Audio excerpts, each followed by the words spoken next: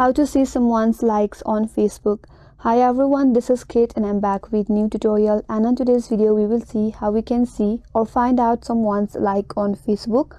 So without any further delay, let's get started.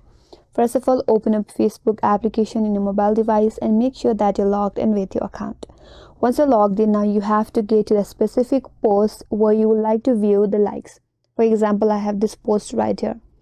So once on this post, if you navigate to its bottom left corner, there is a small like section with love react, like react, and care react.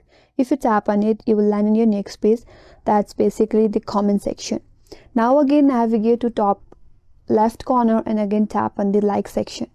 Now here you can view who have reacted to that specific post. If you tap on the like from the top section, you will be able to see who have liked this post.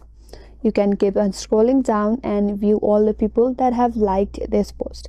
If you would like to view some other reactions such as love react or care react, you can do that as well. So that's the way to see someone likes on Facebook, and that's all for today's video. Hope this video helped you. If you are new to our channel, make sure to like and subscribe. Thanks for watching. Stay tuned for more videos.